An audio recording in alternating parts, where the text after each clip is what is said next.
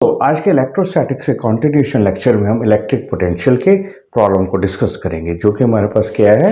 We have two concentric thin spherical shells of radii capital R and small r. Capital R is greater than small r. Now shares a charge Q so that their surface charge densities are same. And electric potential at the common center is, तो हमारे पास चार options दी हुई हैं। अब देखिए इसमें important क्या है कि हमें पता होना चाहिए कि इलेक्ट्रिक शेल की वजह से सरफेस के ऊपर कितना पोटेंशियल है और इनसाइड द शेल कितना पोटेंशियल होगा। हमारे पास टोटल चार्ज कितना है, Q है मान लीजिए। तो हमारे पास पोटेंशियल एट द सरफेस क्या आएगा, पोटेंशियल एट सरफेस हमारे पास आ जाएगा Vs इक्वल टू 1/4πε0 Q/r आ गया। अब जितना सरफेस के अंदर सरफेस के ऊपर पोटेंशियल होता है, शेल के अंदर भी पोटेंशियल उतना ही होगा। अब दूसरी चीज हमें क्या दी हो, 1/4πε0 की वैल्यू कितनी है, K। दैट मीन्स हम लिख सकते हैं इनसाइड कितना आ जाएगा, inside will be equal to K Q/r आ जाएगा। अब हम प्रॉब्लम के ऊपर डिस्कस करते हैं। प्रॉब्लम में हमारे पास क्या है, दो शेल्स हैं। तो इनर शेल का radius small r, outer shell का रेडियस कैपिटल आर आ गया। Charge Q uniformly, charge Q distributed है ना, टोटल चार्ज क्यू। तो हम मान लेते हैं कि इनर शेल के ऊपर चार्ज कितना आ गया, Q1 आ गया, और आउटर शेल के ऊपर चार्ज कितना आ गया, Q2 आ गया। तो आउटर शेल के ऊपर चार्ज कितना हमारे पास, Q2 आ गया। This is Q2। Total sum कितना है, Q1 plus Q2 should be equal to total charge Q आ गया। अब देखिए यहाँ पर जो सेंटर पर पोटेंशियल है वो किस किस की वजह से होगा, Q1 और Q2 की वजह से होगा ही, लेकिन क्या हम देखें कि इंड्यूस चार्जेस जो होंगे उसकी वजह से पोटेंशियल सेंटर पर कितना होगा। अगर ये Q1 इनर शेल के ऊपर चार्ज है, इनर शेल के ऊपर चार्ज जो कि कितना है, Q1 है, इसकी वजह से जो आउटर शेल है उसके इनर सरफेस के ऊपर चार्ज इंड्यूस होगा, कितना होगा, -Q1 होगा।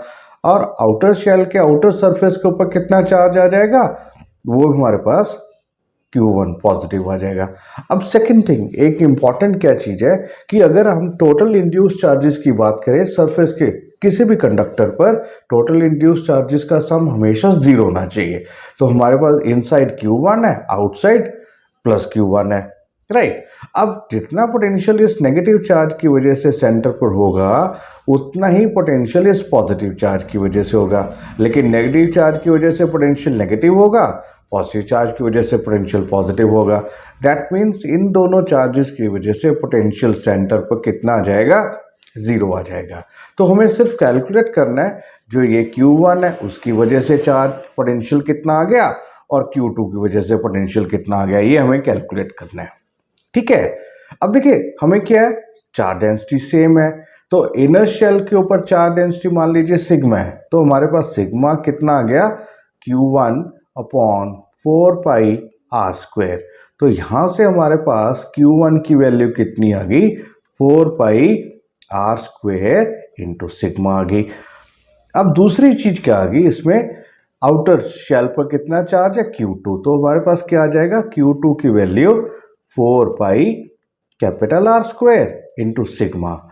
अगर हम देखें रेशो Q1/Q2 की रेशो कितनी आ जाएगी, that will be 4πR² sigma divided by 4πR² sigma.